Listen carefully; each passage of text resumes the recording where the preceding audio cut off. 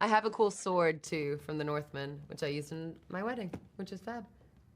Yeah, you go. Wait, did you say you used the sword in your wedding? I cut my wedding cake with my sword from the It was Northmen. pretty badass. I saw it.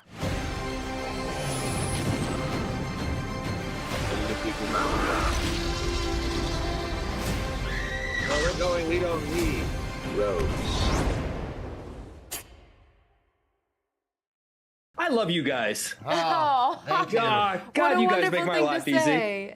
I always start out that way because it's always true. I seriously thank you for taking the time. I appreciate you. To jump into this, I feel like long before the monsters get involved, someone's experience working the Gorge will be affected most by who is on the other side. So to have fun starting out, you guys have played some truly amazing characters in your career. If you have to man the Gorge, which past characters of yours do you think, if they were on the other side, might make your experience just a little bit more interesting? Ooh. I'd say my War Dogs character, because I know he's gonna have a whole mess of guns, and I don't really care where they came from.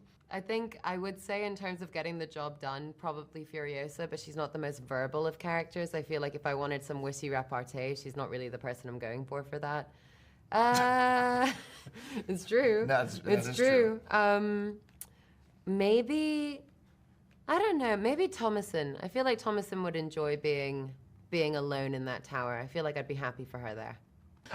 And yeah, I feel like one of the things that your character does that is to me most fascinating is the keeping of a bullet from every kill. She calls it her shame. And not to ask the cliche question of, well, what have you kept from set? But I'd love to know whether it's a physical thing or something that you've maybe carried inside of you. What's the most interesting thing that you've left a character with?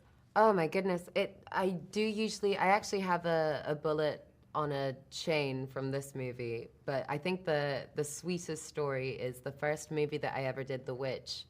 I didn't realize that characters were real for me until that movie ended, and so I kept my character's hair ribbons in my bag for a full year because I didn't want to let go of her. And then we had to do reshoots, and they didn't have a hair ribbon, and I just pulled it out of my bag and was like, Because you stole them all. Bam! That's why they didn't have any left, because you only took one. them all, babe. But there was a new makeup person, and she was like, "Damn it, I don't have the hair ribbon." And I was like, "Wait, I do," and I just pulled it out for her.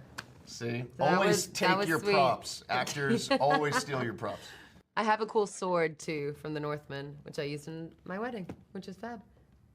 Yeah, you go. Wait, did you say you used the sword in your wedding? I cut my wedding cake with my sword from the Northmen. It was pretty badass. I saw it. I stabbed a heart through the middle of it. It was great.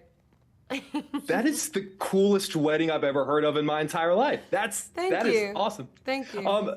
Miles, these jobs, I feel like manning the Gorge, sort of all knowledge is basically passed down from one predecessor to the next. I'd love to know as an actor, what's the most important lesson that you've learned from a past co-star that you're excited one day that you think is really important to pass on to the next generation? I think I've learned so much, and a lot of it hasn't been verbal. You really learn just by watching the way somebody approaches the work and the way certain actors that are one on the call sheet, the way that they treat the other actors, the way they treat the crew, because I always say that I think the tone of a set is really made by the director and number one on the call sheet a lot of the time.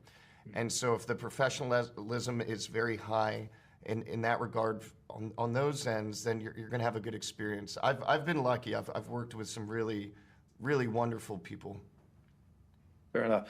As we wrap up, Miles, if you'll allow me a nerdy question, I host a series here in Chicago called The Moments That Made Us, where I look back on sort of just the iconic movie moments of all time, many of which maybe I didn't do a junket for and I didn't get the chance to sort of talk about. And you and I have never gotten to talk about what is one of my all-time favorite movies, which is Whiplash. And I would love to know your very first moment where J.K. Simmons, where you realize, I guess, just what kind of man he is. I'd love to know just what that day was like on set and how you made it through a day like that. Yeah, it's funny. Well, when somebody is giving such, ferocious, beautiful, technically efficient, just violent performance that JK is doing, you really don't have to think, and then you're just in the flow state, and then acting is really easy because it's just you're truly just reacting to what's in front of you.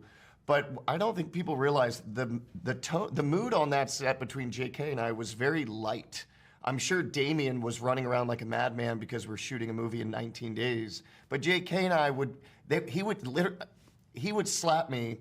And they would yell cut, and I would start we would just start laughing, truly. As soon as they yelled cut, okay, and then we would talk about baseball.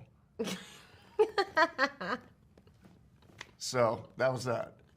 I feel like I'm now going to see those scenes totally differently, guys. I just want to say thank you for you. You guys, fit me in your schedule all the time, and I know you have incredibly busy days, but you also do work that makes my job easy because I've got 10,000 more questions I wish I could have asked you. So thank you for always being not just amazing talent, but also very kind to me. I really do appreciate you. Appreciate you, love. Thank you. Good to see you guys. Take care. Yep. Bye. Bye, guys.